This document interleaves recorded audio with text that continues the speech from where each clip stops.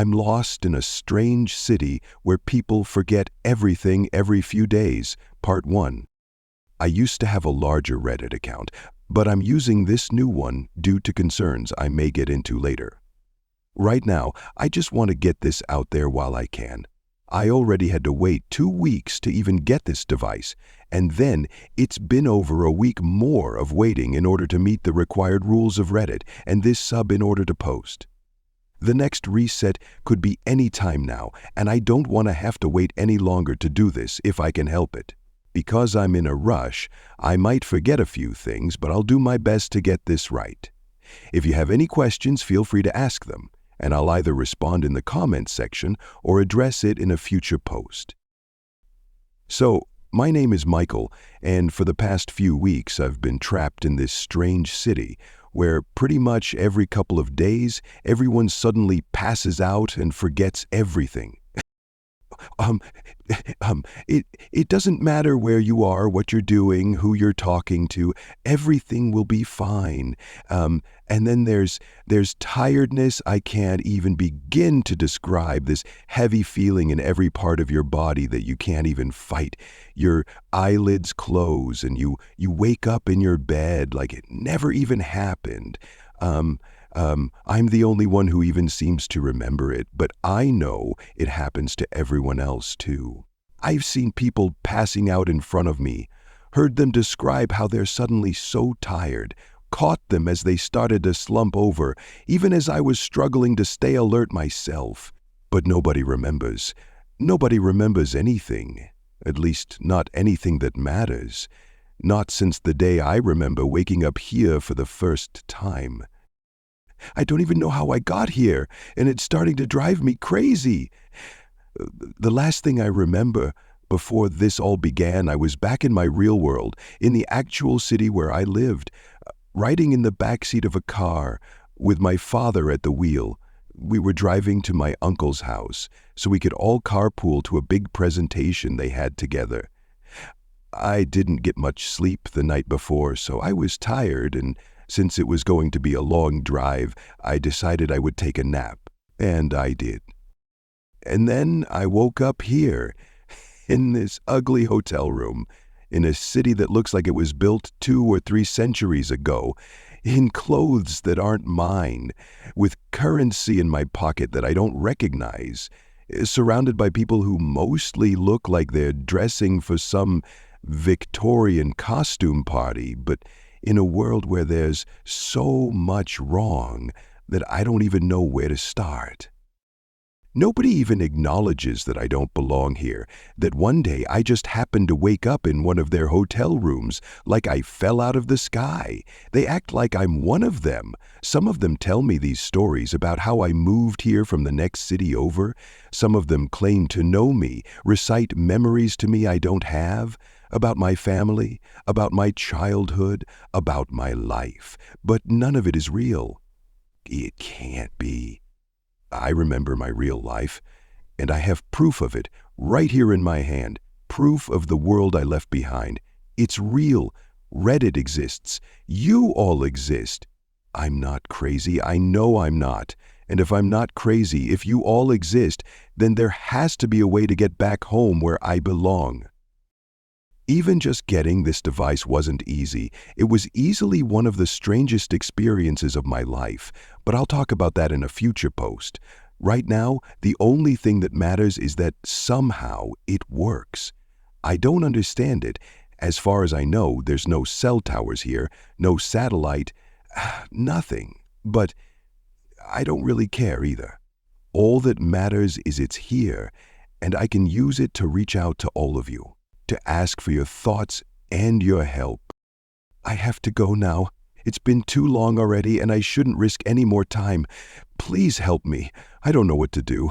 This place is the only place I know I can go where people won't say, "I'm trolling," and this is all a big joke. I'll return with an update and answers to all of you as soon as I can. Part 2. I'll be writing this post throughout the day as I go about my business, trying to document everything that has happened for all of you to keep up with and to make it easier on me than having to sit down to write one long post at the end of the day. I'll place timestamps above each portion I've written so you know about when I wrote them. 5:19 a.m., 6:53 a.m. I just woke up a few minutes ago from a very forceful sleep. As predicted, the reset I've sadly started to become so used to took hold last night. Surprisingly, I had about an hour's reprieve after sending out the message before I was dragged unconscious by whatever unknowable forces control this world I'm now stuck living in. And for a moment there, I started to think there was a chance we could have gotten away with another day. But no, it was lights out as usual. The very first thing I did after I woke up was read all of your responses. I really didn't expect to find so many, but I'm very grateful that I have them. I knew I could count on all of you, and you did all have some great suggestions. Some of you asked me to try to reach out to my family on here, and as soon as I'm done typing this portion of my post out, that's exactly what I plan to do. I'm going to see if I can send a message out to my father's email address to tell him I'm alive and ask him what happened to me from his perspective. It could go a long way in figuring things out. Maybe I'll draft one up for my uncle too, just in case he was there at the time when I ended up here.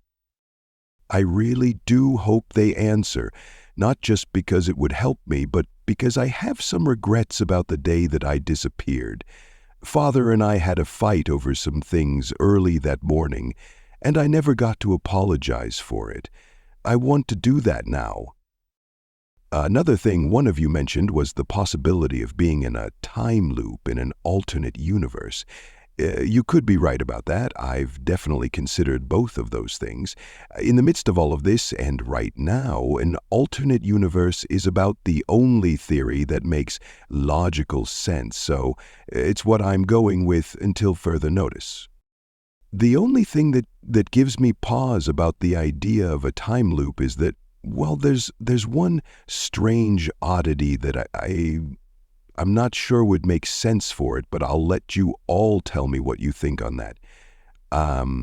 The oddity I've noticed is that the dates seem to change. People acknowledge what day it is, and the passage of time, just like everything's normal, and objects stay where they were at the time they were dropped or left behind, even after a reset. The only thing they forget is everything else. Conversations had, notably unique, or major events that happened. For example, if someone openly broke a vase in the theater where I work and got in trouble for it, but it wasn't cleaned up before the next reset, my coworkers or boss might see it broken, but no one would remember who caused the vase to break. And everything that isn't just the mundane routine of everyday life and the general passage of time is forgotten. Oh, and I've gotten fairly good at predicting when the resets will happen by now. For those who might be interested in details about the resets in general, it's not an infallible science by any means, but 3 3/4 days does seem to be the average, with the rare exceptions of the rare 5th day reset, which so far has happened only once. If it's a suspected reset day and you make it past 2 a.m. with no reset, that seems to mean it won't happen until sometime after 5-6 p.m. the next day, the starting time for a possible reset on every day except for Saturdays and Sundays, which seem to be wild cards if they're reset days, and have no reliable start times or reset curfews. Unless my counting skills are failing me, as of today, I've been through a total of 6 resets in the span of 26 days. 3 have happened after 3 days, 3 have happened after 4, and 1 happened after 5. Today is day 27. Sometimes it's hard to believe I've been here almost a month, but at least I finally feel like I'm starting to make significant progress in my plans to get back to where I belong. I'll be heading to the city's archive today after work, as one of the other commenters here suggested. I'm hoping I can find something there. 7:15 a.m., 7:16 a.m. I've sent out an email to my father. Unfortunately, when I tried to log into my own ordinary email, it told me I was logging in from a different device, so I needed to use my phone to verify that it's me. I don't have my phone, obviously, so I had to make and use a throwaway email instead. I really hope it doesn't get caught in his spam inbox, because if it does, he may never notice that it exists. 08 p.m. to 4 p.m. VFM. I'm at work currently, so I can't linger here long, just stopping for a brief moment to update this post as best I can while there's enough of a lull in tasks for me to easily get away with it. I stopped by the City Hall earlier to request permission to view the city archives. They didn't seem to balk at it and told me I could view them tomorrow morning. Normally, I'd have scheduled this sort of thing for the afternoon on my day off, but in this world, I don't really have that kind of luxury, do I? I have to take what I can get as soon as I can get it. If an appointment is scheduled after a reset, then no one is likely to remember I was given permission at all, and I can't take that risk. Thankfully, the reset happened just last night. Tomorrow should be clear. I can do it before work starts. I've read a new comment on my last post saying I should tread carefully in this situation because if it was a genuine time loop, people wouldn't be passing out like that. Honestly, I agree. Like I said, there are just some things that don't fit with the time loop theory. As much as I've considered it being the case, time progressing and objects staying where they were left is one of the biggest things. I don't believe it that we're talking about a future event that doesn't even exist yet. First of all, if we're talking about exercising extra time, why does it end here? I mean, it captures the peace, the joy, the passion. Like, wouldn't everyone think that exactly how it was when all of this started? Wouldn't it be the same starting day on all the calendars? And wouldn't everyone think that? You guys are right. I'm going to practice caution. That, and, well, I can't stop thinking about that one commenter who said they were from this city and tried to convince me that Reddit didn't exist, even as I was reading it right here on the site. I tried to tell myself it was just a troll messing with my head, but what if it wasn't? What if I'm not the only one who has access to here? And what if someone is actively trying to stop me? The approach could use some work, but still, it's disturbing. It's probably nothing, though. It's probably just a troll, right? I'm just overthinking things. I'm scared and I'm paranoid. I need to go calm down. I wish I had someone to ask to come with me to the archives, but it's not as if I can just ask anyone. I'll just have to do my best to play it casual and not arouse any suspicion. I'm just interested in the history of this town, that's all. 6 p.m. to 6 p.m. on Saturdays. I'm heading back from work. I'm not sure if it matters at all, but I guess it's a good time to mention that there's a rule here. Don't stay in the shops after dark if you don't live there. There are actually a surprising number of people who do have living quarters in the back of their shops here, so I don't know if it's just some matter of wanting to unwind without anyone to bother you after work hours are over, or what. It's just always something that struck me as odd. Every business closes after 6 p.m., which is when things seem to get dark around here. Say 3:56 a.m., 5:37 a.m. In case it needed saying, I'm back at the hotel. I've made dinner, I've tried to relax, unwind, get ready for bed, but I just can't shake this unsettling feeling that I'm completely isolated from everyone I used to know. I've checked my emails again. I've been checking them on and off all day, hoping I could wait to update you all one more time after I've heard back from him, but there are no responses yet. I guess if my father is still stressed over my sudden disappearance, checking his emails probably won't be his first priority. But he has to be checking them at least sometimes, right? I wonder if there's anyone out there searching for me. I wonder if he was even there to see me disappear when I did. I wonder what he's thinking. I guess there's no point in dwelling on it right now. All I can do is wait. But that's so much easier said than done. For now, I guess I'll try to focus on something else. Talking earlier about the strange rules of the place where I work reminded me that I still need to tell you all about how I got this device. So, I guess I'll do that. I think I said in my previous post that I had to work for 2 weeks to be able to afford to travel because travel is pretty expensive around here, and that's true.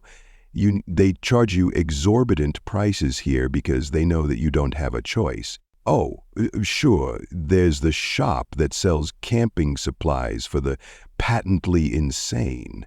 But they'll also remind you that if you leave the town after dark without taking a carriage, it's exceedingly unlikely that anyone will ever see you again. If you want to go anywhere after dark, or anywhere that will take longer than there are daylight hours to arrive and return, then you have to take a carriage, and when it gets dark, you have to draw the curtains on the cabin until you see daylight shining through all of them. Now, that could be drama, of course. They could just be trying to keep people from seeing some hidden truth. Maybe a wiser man would grab a weapon and supplies and trudge his way through the great expanses of nature with a brave heart. But I'm sorry to tell you, I'm not that sort of man. Everything they say could be a lie, made up to control others. But personally, I'd rather be wrong and a little bit controlled than wrong and dead or wrong and on yet another missing persons list. So I saved up money and I took a carriage out northeast to the house where I was told my family of this world used to live, where I used to live. I didn't go there looking for a device like this. Really, I was starting to think something like that just couldn't exist here. Sometimes I was beginning to wonder if it even did anywhere, or if I was just losing my mind. I guess I thought if I visited the place where my family and I were supposed to have lived here, maybe my memory would finally come back, and I'd realize this was my reality after all, that I'd just imagined everything else. Honestly, I think cabin is a better word for the place I ended up at. The carriage wouldn't even take me all the way to the house. Apparently, they have some sort of policy against driving into the woods, even though there's a wide enough dirt path for them to have done it. Instead, I had to get out and hike all the way through the forest on foot until I found it. For those curious what it looks like, just imagine a dark wood 3-bedroom cabin, 2 floors and a basement, with a significantly lighter color porch and other accents. And whatever picturesque Thomas Kincaid reminiscent scene you've put in your mind is probably close enough, if it weren't for the utter lack of any warmth or light present in the building, or the musty smell of stale air that I was greeted with the moment I opened the door and stepped inside. A door that, judging by the powdery layers of dust that covered every surface in the interior, probably hadn't been breached even just to allow the place to air out in some time. I've heard people say that liminal spaces like that make us feel uneasy because it's something taken out of its normal, natural context. Seeing something we expect to usually be filled with people and brimming with life and sound is unnerving when it isn't, because it alerts our inner instincts that something is wrong, that this place must have been abandoned for a reason. But that wasn't how I felt standing inside the cabin that day. It wasn't unnerving to see because it was a place that should have been full of life now turned empty and silent. It was unnerving to see because it shouldn't have existed at all. Walking around in a building that was supposed to have been where I grew up when I knew it wasn't, that was terrifying. Visiting a room that must have been mine. Seeing old toys that I never remembered playing with, collecting dust on the floor like they'd just been sitting right where a non-existent version of me once left them, looking upon a painting on the wall in the dining room and seeing my younger face staring back at me in a place where it absolutely shouldn't have been, lovingly surrounded by and happily posing with people that I don't even recognize. People who must be my parents, but most certainly aren't, unnerved me to my core. Yet, here I had been telling myself all of that time that none of this was real and that I belonged with all of you in my real world. But yet there I was, facing down what felt like the most undeniable of all proofs that I was wrong. I think if I hadn't found the hatch leading down into the basement hidden underneath my bed when I went to take a closer look around my room, I really might have just accepted that there was something wrong with my head and given up on ever getting out of here.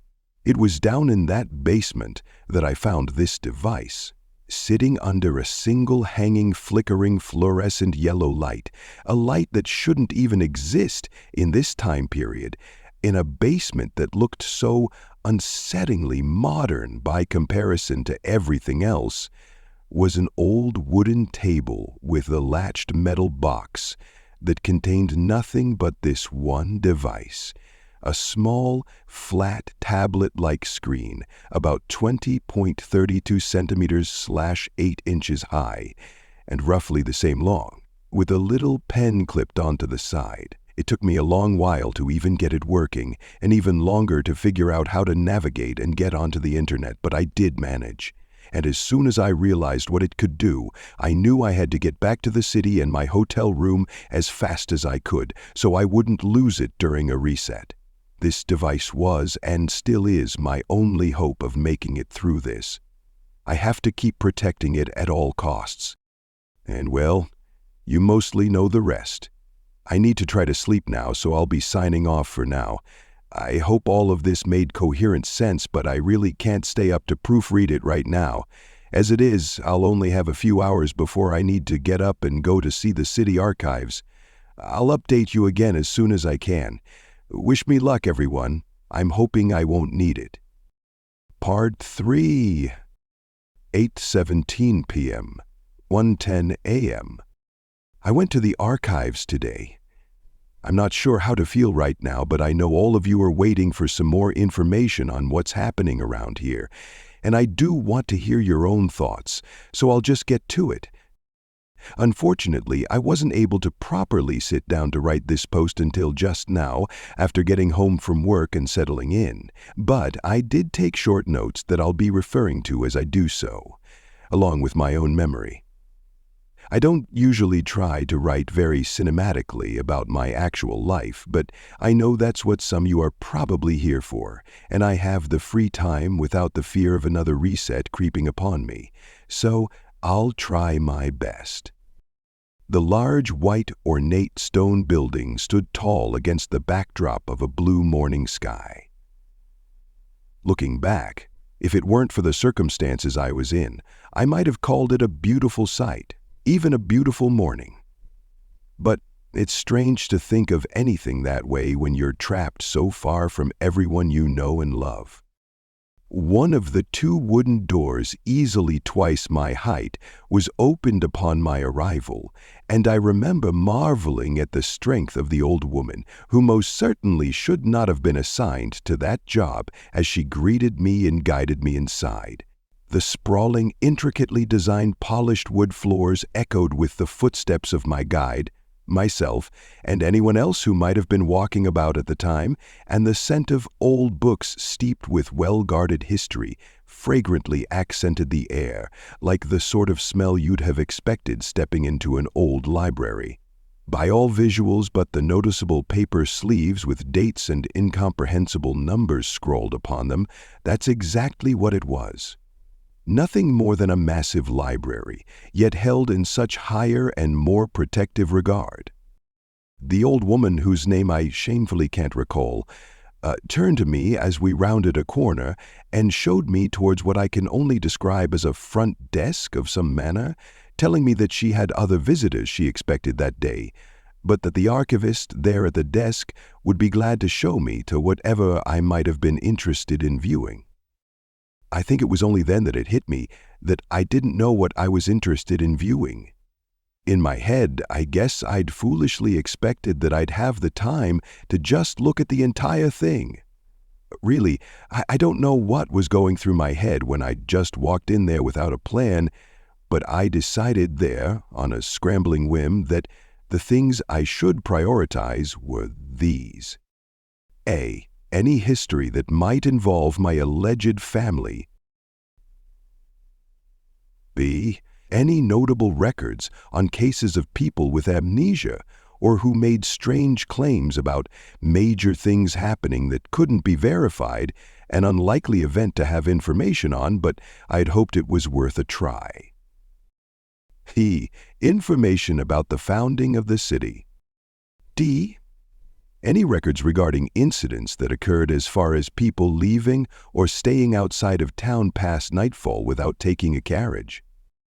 If any of you believe that I forgot something important, please let me know, and if it's necessary, I'll go back for a return trip as soon as I can. If I'm being entirely honest with you, I think my jaw dropped a little when I went to see the head archivist at the desk the old woman had pointed me towards. Although it certainly doesn't compare to many of the cities back where I lived, my Asotia isn't small, and I'm only just now realizing I've never mentioned the name. People pronounce it Myosotia, if it's somehow relevant, and I've probably only met less than a 50th of them in my time here, so I think you can understand when I say I was surprised to see one of my regulars working in the top position here. The theater where I work at is the sort of dinner and a show place that you might expect of something from this era. There are tables and chairs for eating at, and a curtained stage for performers to put on a show while the customers enjoy their meals. An incredibly glorious job for those who work up in the spotlight of everyone's attention, but not quite so glorious for people like me, who spend our days sweeping floors, taking and delivering orders, and cleaning up tables.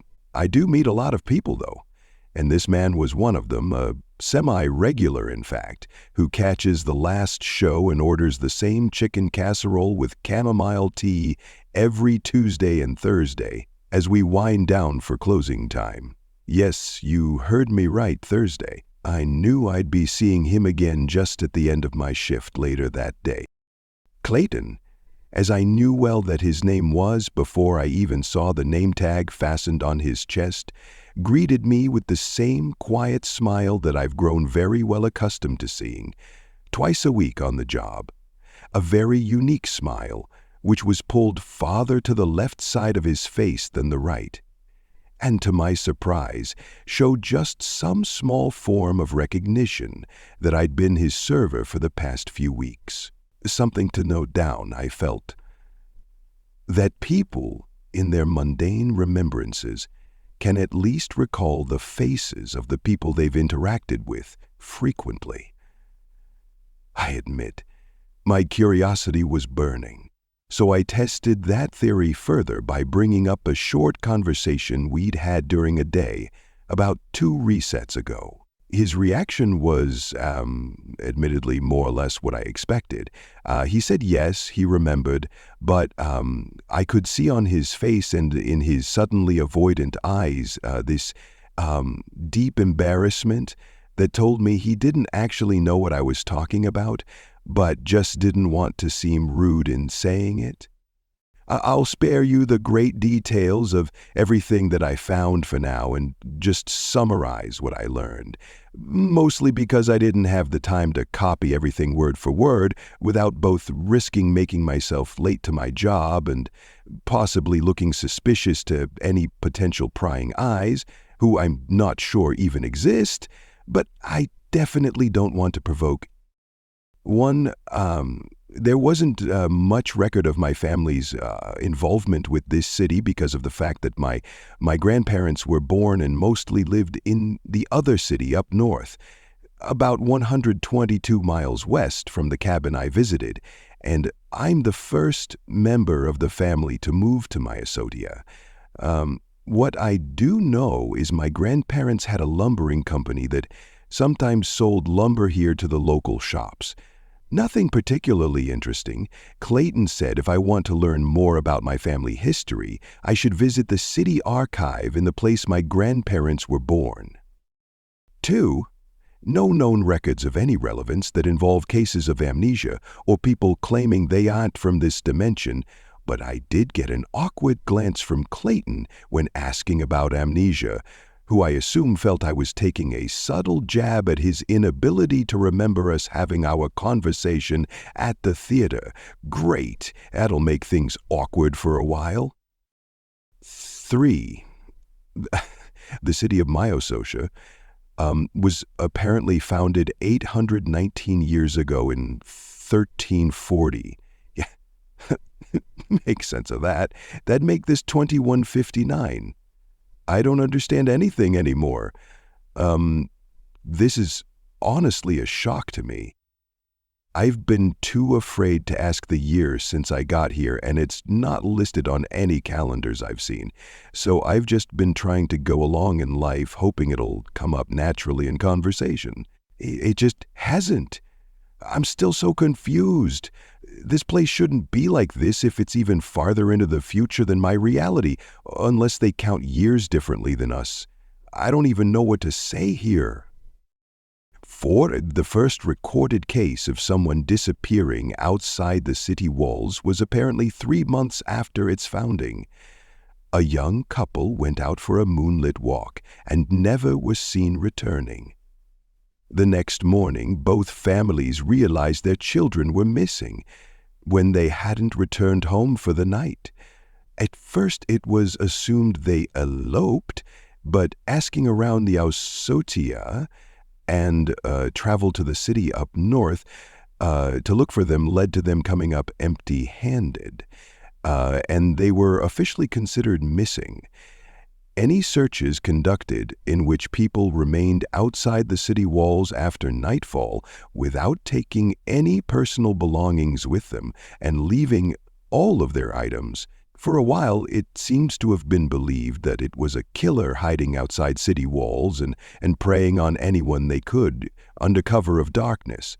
But obviously this has happened consistently, without fail, for longer than any one killer could have survived. So unless it's a family that carries on the tradition, generation after generation, that couldn't be the case. As far as I was told, there have been a total of 282 recorded cases since the city's founding. 5. I tried to look into when the tradition of drawing the carriage cabin's curtains began, but I couldn't find anything. No record of when it started or ended, and even Clayton said he didn't have any idea about it. The only thing we could find about the tradition in any important record was one case in 1797, when a man, apparently, self-admittedly failed to obey the rules one night and went completely mad, later murdering a god at the city gates and attempting to open the doors in the dead of night to show everyone the relentless darkness. There have been other cases of people returning in carriages in a catatonic state or who possessed erratic behavior, but none of them have been provably linked to disobeying the rule. And that was my time at the archive. Not really the smoking gun I had hoped for, but it's at least given me some perspective and, unfortunately, a lot to think about. I didn't see Clayton at the theater today, which marks the first time since the day I started working this job that he's missed a Thursday, or even either of his usual days. I feel guilty for upsetting him.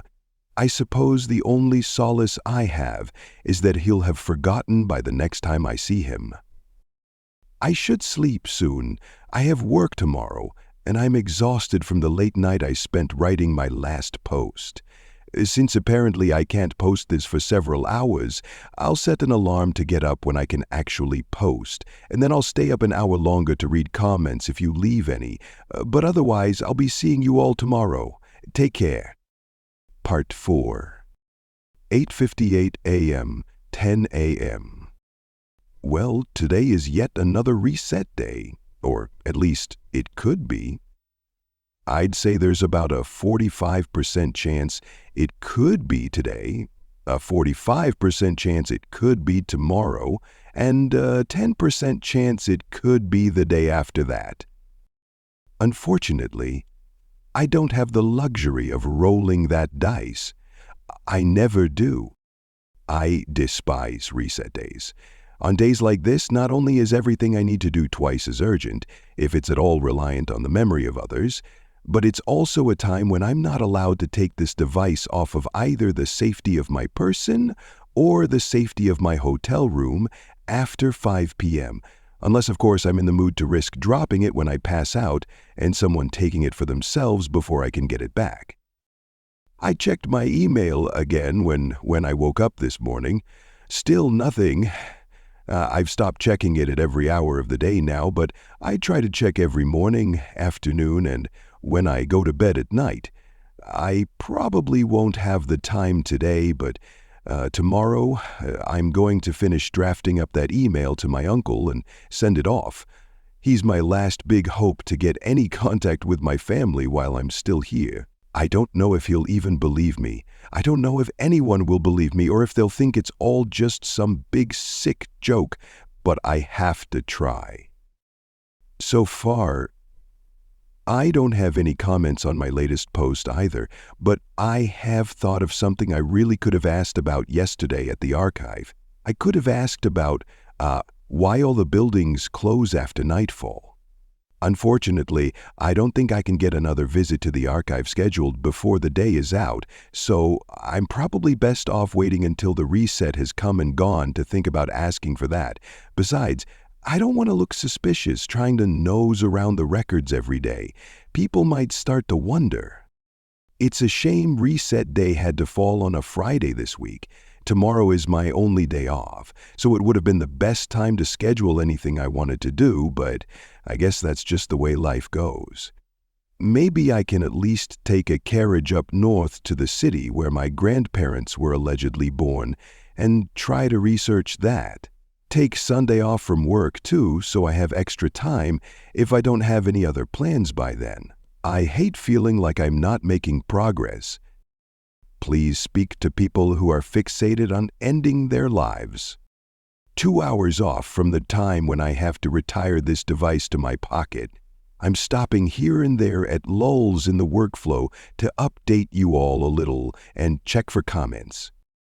I do have a new comment on my last post, as well as one I apparently missed yesterday on my second post. Thank you for that, by the way. I'll make a mental note to answer you individually once I'm off work and have finished preparing this post for the night, provided I don't get knocked out by then, which has quite a lot input on yesterday's visit to the archives, suggesting that the reason the town is in this state could be because of some disaster that could still be causing the resets today. That actually makes a lot of sense to me.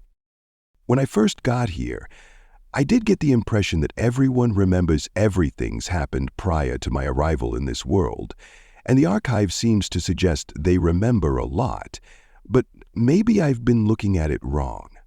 Maybe I only think they remember because I don't have any way of proving whether or not the events they remember before that time are really all that have happened. Maybe there's even more that's gone on that no one knows about. It's at least worth considering.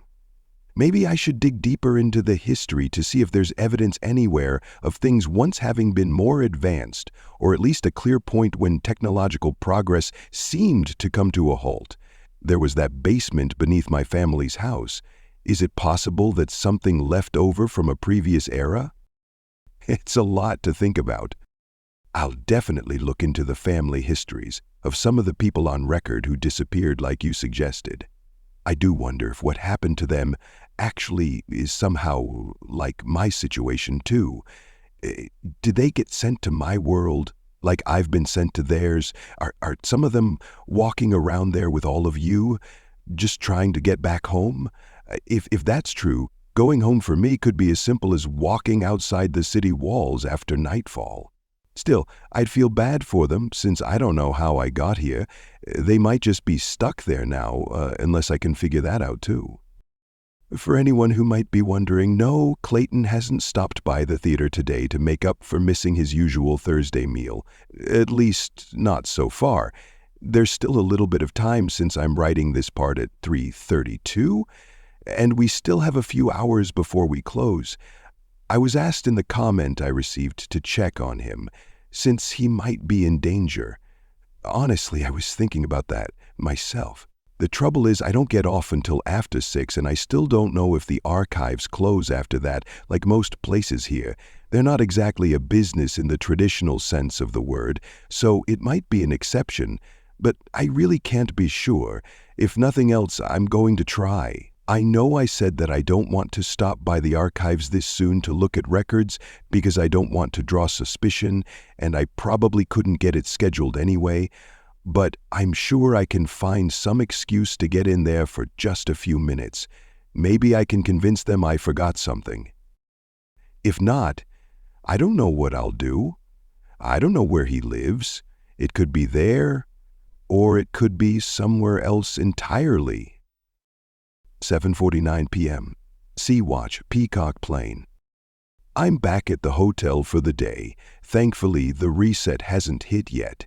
I don't know when it's going to happen, so I'll try to keep this as brief as I can, though it's only just now hitting me that I can't post this for another 8 or so hours, and if the reset is going to happen today, it will have happened by then. Wonderful. Well, I suppose I might as well take my time with this and simply hope for the best. If it doesn't work out, I'll just be making this post twice as long tomorrow. I went to the archives as soon as I got off of work, although I'm not completely convinced that anyone from this world could or would find this post and stir up any trouble.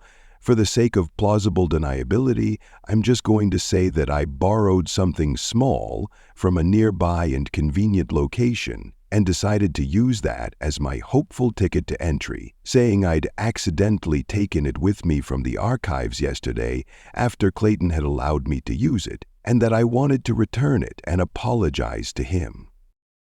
Honestly, I wasn't sure an approach like that was even going to work. I didn't even know if the building would be accessible by that time of night, but apparently, for once in my life, I was in luck. The same old woman greeted me at the door and, to my surprise, let me in without a single moment of hesitance once I'd made my case. Her name is Margaret, by the way, if that matters to any of you. I did confirm that with her. Kind enough person, it seems, if you can get past her usually stiff and emotionless expression. I owe her thanks for tonight. She pointed me towards a row of shelves near the staircase and told me I could find Clayton there if I really needed to see him, though I was welcome to just leave the pen on the desk and she'd explain for me. Obviously, that wasn't what I was really there for, though. I'd come there for Clayton, and I was going to see him. Well, I have to tell you, it was quite a sight when I did, and not really in a good way either. In every interaction I've had with him, since the very first time he came into the theater, Clayton has always been very well put together, well-spoken, and well-dressed. Before I knew he was the head archivist, and certainly before tonight's conversations, I'd always assumed he was the sole heir to some wealthy family, who was always so pleasant because he knew he didn't have to worry about his future.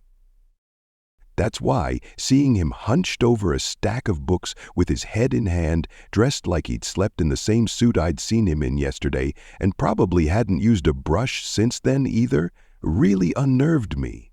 It was such a different side to him that it almost felt for a moment like he'd turned into someone else entirely.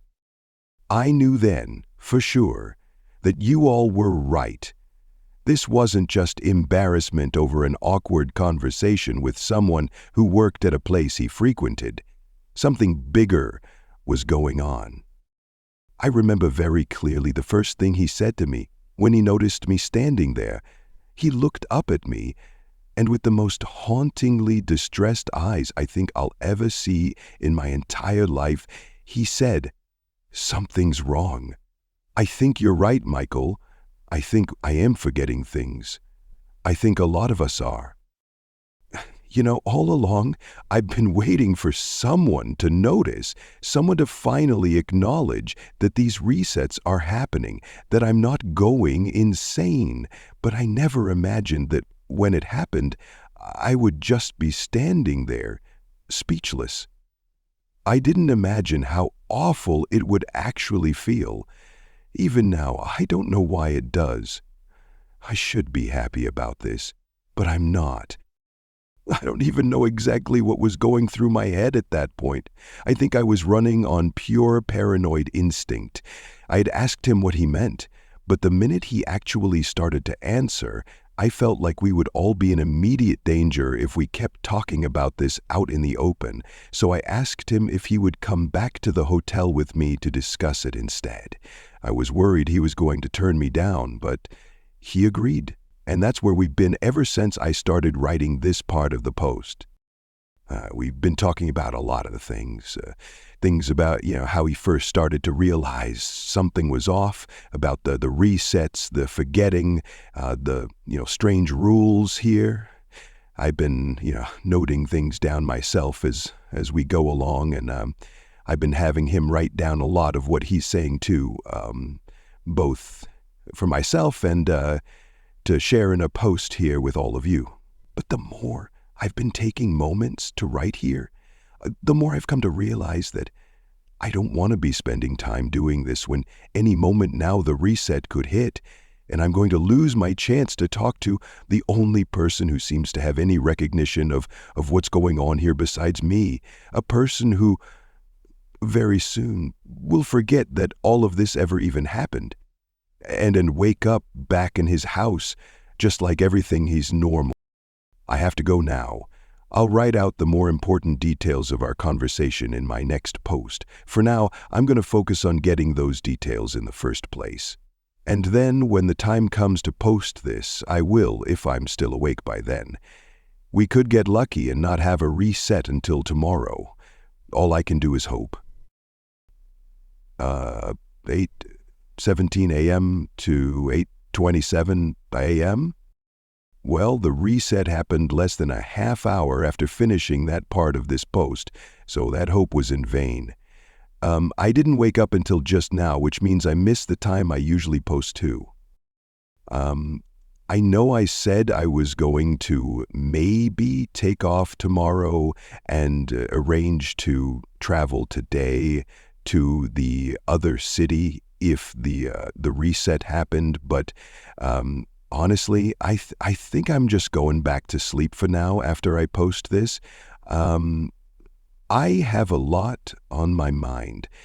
I'll get back to you either tomorrow morning at the same time, or I don't know, I'll figure it out. I'm wondering right now what the right thing to do is. Do I leave Clayton in his newfound blissful ignorance? Or do I tell him, show him what we talked about last night? Will he be safer if he doesn't know, or just more vulnerable? I'll have to think about it when I get up later. I'm tired. That's the end of the story. If you have hooked up till here, then hit like button and comment down your views. Also, if you haven't subscribed yet, then do support me by subscribing, so you may not miss any video in future.